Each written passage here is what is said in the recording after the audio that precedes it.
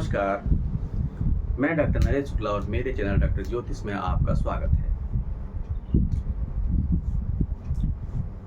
पिछली बार जो हम लोगों ने कुंडलियाँ बनाई थी वो फिल्म से संबंधित थी। आज हम लोग जो कुंडली बनाएंगे या देखेंगे या समझेंगे वो बहुत से लोगों की एक क्वेरी थी कि धन प्राप्ति कहाँ से होती है, कैसे होती है, किन किन भाव से होती है। क्योंकि कभी कभी ग्रह जो है जो हमारे विपरीत स्थान होते हैं 6, 8, 12 उसमें फंस जाते हैं। तो हमको धन की प्राप्ति होगी कि नहीं होगी या कैसे होगी, या बाकी जो दूसरे भाव हैं अगर उनमें होगी तो कैसे हमको धन की प्राप्ति होगी। तो यहाँ पर हम कोई भी कुंडली बना सकते हैं, किसी भी लग्न की कुंडली लेके उसको एग्जाम्पल को हम सेट कर सकते हैं, देख सकते हैं, समझ सकते हैं। आपकी कुंडली में वो कोई भी ग्रह हो सकता है। तो मैं यहाँ पर वृषभ लग्न की कुंडली ले रहा हूँ। आपके में वो कुछ भी हो सकता है, ये एक एग्जाम्पल है, उससे आप समझिएगा। जो धन को इकट्ठा करने का स्थान होता है, एकत्र करने का स्थान होता है, एक्युमुलेशन का स्थान होता है, वो होता है सेकंड भाव। यहाँ से धन गेन होता है, यहाँ एक्युमुलेशन इकट्ठा होता है, बैंक बैलेंस होता है। अब इसका स्वामी आप में कुछ भी हो सकता है।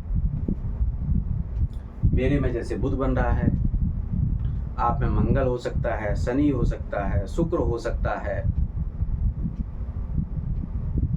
या गुरु हो सकता है, चंद्रमा हो सकता है, सूर्य हो सकता है। जो भी हो वो किन भाव में जाएगा तो आपको धन की प्राप्ति होगी। ये एकदम अचूक उपाय हैं, इनको समझिए, इनको करिए तो आपको धन की प्राप्ति होगी। विपरीत दशाएं भी चल रही हैं, महादशा भी चल रही है, तब भी आपको धन की प्राप्ति होगी। लोग कहते हैं कि 6, 8, 12 में अगर आपका धन का भाव का स्वामी फंस गया तो धन की प्राप्ति बड़ी मुश्किल है। परेशानी तो होती है, तो लोग उसमें जो है ग्रहों को मजबूत करने का तरीका बताते हैं। जैसे मेरे में बुध है तो बुध को मजबूत कर दिया जाए, किसी में शुक्र है तो शुक्र को मजबूत कर दिया जाए। लेकिन आपका जो ग्रह है, प्लैनेट है, वो तो किसी भाव में फंसा हुआ है। इससे कैसे उभरेंगे, इससे कैसे निकलेंगे? तो मान लिया मेरा बुध जो है 6 में हो सकता है। सबसे पहले मैं जो कॉम्प्लिकेशन स्थान है उन्हीं को बता रहा हूं आपको। मान लिया बुध जो है 6ठे स्थान में फंसा हुआ है, तो ये स्थान शत्रु का भी है, डॉक्टर का भी है, वकील का भी है। तो आप इन क्षेत्रों को ही चुनें, इन क्षेत्रों से ही आपको धन की प्राप्ति होगी। अब मान लिया आप तीनों ही नहीं हैं और बुध आपका 6ठे स्थान में फंसा हुआ है, तो ये भाव सेवा भाव का भी है, सरकारी नौकरी का भी है। आप सरकारी नौकरी में भी नहीं हैं। आप ये कह रहे हैं, बहुत से लोग होंगे जो कह रहे हैं मैं तो सरकारी नौकरी में नहीं हूं, तो ये सेवा भाव का भी है। आप अपने में सेवा भाव रखिए, गरीबों के प्रति सेवा भाव रखिए, तब भी आपको धन की प्राप्ति होगी। उनकी सेवा करिए। मैं ये नहीं कह रहा हूं कि धन से करिए, और तरह से करिए तो आपको धन की प्राप्ति होगी। ये स्थान पेट एनिमल का है, तो आप उनकी सेवा भी कर सकते हैं, उससे भी आप धन की प्राप्ति कर सकते हैं। यही स्थान जिम का भी है, एक्सरसाइज करके भी आप जो है धन की प्राप्ति कर सकते हैं। यहाँ जिम करके आप सोचेंगे जिम करके धन की प्राप्ति कैसे होगी? जब शरीर स्वस्थ रहेगा तो धन की प्राप्ति होगी। आप कुछ कर पाएंगे, क्योंकि ये बीमारी का स्थान भी है। तो जब धन का स्वामी छठे में जाएगा तो इन तरीकों से आप धन की प्राप्ति कर सकते हैं। अब आपका स्थान अगर 8वें में पहुंच गया, तब कैसे धन की प्राप्ति होगी? अब लोग कहेंगे बुध को मजबूत करो, करते रहिए आप बुध को मजबूत, धन की प्राप्ति नहीं होगी। जब तक इस भाव को आप ठीक नहीं रखेंगे तब तक धन की प्राप्ति नहीं होगी। ये स्थान तंत्र विद्याओं का भी है, यही स्थान एस्ट्रोलॉजी का भी है। तो आप एस्ट्रोलॉजी से धन भी कमा सकते हैं, वास्तु करके भी धन कमा सकते हैं, तंत्र करके भी धन कमा सकते हैं, आर्कियोलॉजिस्ट होते हैं उसके द्वारा भी धन की प्राप्ति हो सकती है। यही स्थान दूसरे के पैसे का भी है। आपके पास कोई तरीका तो है, मैप तो है कि मैं इस चीज से कैसे कमाऊं, लेकिन आपके पास पैसा नहीं है। कोई आपके पास एक थॉट है जिसको आप आगे ले जा सकते हैं। तो जब इन टाइम 8वें भाव की दशा आएगी तो आप उससे धन प्राप्ति कर सकते हैं। वो आदमी पैसा लगाने के लिए इच्छुक रहेगा। LIC का भी है, तो आप उसके जरिए भी धन कमा सकते हैं। जो दान होता है, लेकिन दान ऐसा जो किसी को बताया ना जाए, तो इसके द्वारा भी धन की प्राप्ति की जा सकती है। आप कहेंगे धन की प्राप्ति कैसे होगी कि मैं तो दान करूंगा। जब दान करेंगे तभी आपकी बहुत सी चीजें जो नकारात्मक है वो सुधरेंगी। लेकिन यहाँ का जो दान होता है वो किसी को बताया नहीं जाता, गुप्त दान, क्योंकि ये स्थान ही है गुप्त स्थान। तो इसके द्वारा भी धन की प्राप्ति की जा सकती है। ये पीड़ा का स्थान है, तो जब ये चीजें आप करेंगे तो इनसे धन की प्राप्ति हो सकती है। ये एकदम अचूक उपाय हैं। आप करते रहेंगे ग्रहों को मजबूत, कुछ नहीं होगा, 19-20 का फर्क पड़ेगा। फिर आप कहेंगे कि कुछ हुआ नहीं, किसी दूसरे एस्ट्रोलॉजर के पास, फिर तीसरे के पास, ऐसे घूमते रहेंगे आप। तो जो मैं आपको उपाय बता रहा हूं कि उनको करिए। अब अगर आपका सेकंड भाव का स्वामी 12वें में बैठ गया है, तब क्या करेंगे? क्योंकि ये तो खर्चे का स्थान है। अगर ये खर्चे का है तो इन्वेस्टमेंट का भी है। ये खर्चा कराता है तो इन्वेस्टमेंट भी कराता है। दूसरा विदेश का भी है, तो विदेश में जाकर भी आप जो है धन कमा सकते हैं। किसी नकारात्मक चीज को छोड़ने का, लेट गो करने का भी स्थान है। चलो छोड़ो, खत्म करो, तो उसके द्वारा भी धन की प्राप्ति होगी। क्योंकि जो हमारे खर्चे होते हैं उन्हीं को इन्वेस्टमेंट भी कह सकते हैं आप। तो उसको इन्वेस्टमेंट में बदल सकते हैं, खर्चों को, उसके द्वारा आपको धन की प्राप्ति होगी। अगर आपके ज्यादा से ज्यादा ग्रह 12वें स्थान में हैं तो आप सबसे धनी हैं। लोग कहते हैं कि हमारे 11वें स्थान में धन ज्यादा स्थान है तो मैं ज्यादा धनी रहूंगा। नहीं, अगर 12वें स्थान पे ज्यादा ग्रह हैं तो आप ज्यादा धनी बनेंगे। क्यों? क्योंकि ये जो स्थान है वो खर्चे का तो है, लेकिन इन्वेस्टमेंट का भी है। जब ये आदमी खर्चा करेगा तभी इसको धन की प्राप्ति होगी। भाई सेकंड स्थान का स्वामी चला गया खर्चे के स्थान में, खर्चा करने से ही धन की प्राप्ति होगी। यानी उसको दूसरे शब्दों में, जो पुरानी किताबों में उसमें यही दे रखा है, जब आप इन्वेस्टमेंट करेंगे, आपकी जेब से तो पैसा गया, उसको आप खर्चे के रूप में देखें या इन्वेस्टमेंट के रूप में देखें, तो यहाँ से भी धन की प्राप्ति। मेडिटेशन का भी है, तो आप मेडिटेशन के कोच बन के, योगा के कोच बन के भी आप धन की प्राप्ति कर सकते हैं। ये स्थान तो सही हो गए, क्योंकि यही सबसे जो है टिपिकल स्थान है।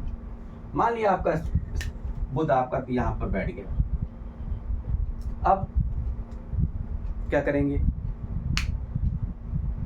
जो ये स्थान है वो आपकी नेटवर्किंग का है, राइटिंग का है, उनसे धन की प्राप्ति हो सकती है।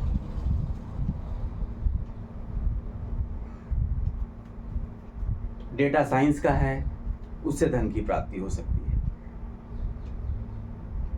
हाँ, ये स्थान दौड़ाता जरूर है, आपको एक स्थान से दूसरे स्थान पे भेजता रहेगा, लेकिन उससे भी धन की प्राप्ति होगी।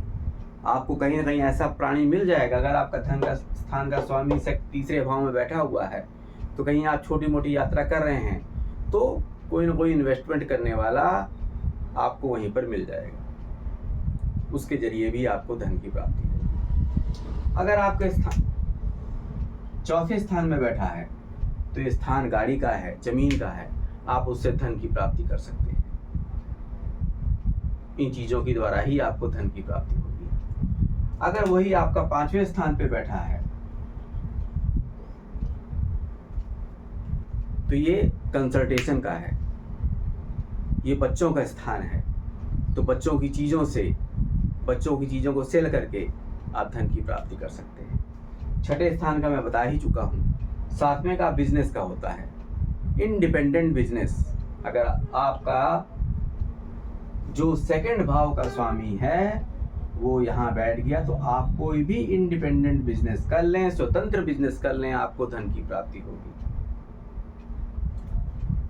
अब अगर नवा स्थान है तो ट्रेनिंग के द्वारा, लोगों को कंसल्ट करके, धार्मिक चीजों को करके आपको धन की प्राप्ति होगी। यही अगर यहाँ बैठ गया, ये कर्म स्थान है, तो जब तक आप कर्म नहीं करेंगे धन की प्राप्ति नहीं होगी। अगर आपका धन का स्वामी 11वें में बैठा है तो ये स्थान जो है आपका गेन का तो रहता ही है, एनजीओ वगैरह का रहता है, दोस्तों का रहता है, तो आप एनजीओ बना के उससे धन की प्राप्ति कर सकते हैं। और फर्स्ट स्थान अगर यहाँ है तो ये तो सबके अच्छी स्थिति है, तो आप स्वयं के द्वारा, ये आदमी स्वयं ही अपने चीजों को खोज लेगा, इसकी प्रेजेंस ही पैसा देगी, इसका चेहरा ही पैसा देगा, तो इन चीजों के द्वारा आपको धन की प्राप्ति हो सकती है। अब मान लिया बुध यहीं पर बैठ गया तो कैसे धन की प्राप्ति होगी? जो स्थान है वो बैंकिंग का है, आभूषणों का है, अपने परिवार के बिजनेस का है, परिवार का है, तो परिवार के बिजनेस में आप भागीदार बन के धन की प्राप्ति कर सकते हैं। ये मैंने जितना हो सकता है शॉर्ट में, सबसे मेन जो टिपिकल स्थान थे आपको 6, 8, 12 इनको समझना जरूरी था, क्योंकि जब आपका ये सेकंड भाव का स्वामी इनमें फंसेगा तो आप एस्ट्रोलॉजर के पास जरूर जाओगे, आपके पैर वहां खींच के जरूर जाएंगे, क्योंकि आपको समस्या खड़ी हो जाएगी। आदमी तभी एस्ट्रोलॉजर के पास जाता है जब किसी के धन का स्थान का स्वामी या कहीं और का स्थान का स्वामी 6, 8, 12 में चला जाता है, तो आपको समस्याएं पैदा हो जाती हैं। तो मैंने जो धन जो जीने के लिए बहुत जरूरी है, इसके बिना कुछ नहीं हो सकता, वो आपको समझाया। क्योंकि 6, 8, 12 में ही होने के पर जब आपके सेकंड भाव का स्वामी 6, 8, 12 में जाएंगे, तभी आप किसी न किसी ज्योतिषी के पास जाएंगे और वो आपको ग्रहों को मजबूत करने की सलाह देगा। तो भावों को मजबूत करिए। मैं ये नहीं कह रहा हूँ कि ग्रहों को मजबूत मत करिए, लेकिन जो भाव हैं उनको देखिए, सारा खेल वहीं से चल रहा है। तो इसी के साथ मुझको विदा दीजिए। जो आपकी क्वेरी हैं, अगर कुछ पूछना चाहें तो पूछ सकते हैं। कुंडली बनवाना चाहें आप कुंडली बनवा सकते हैं।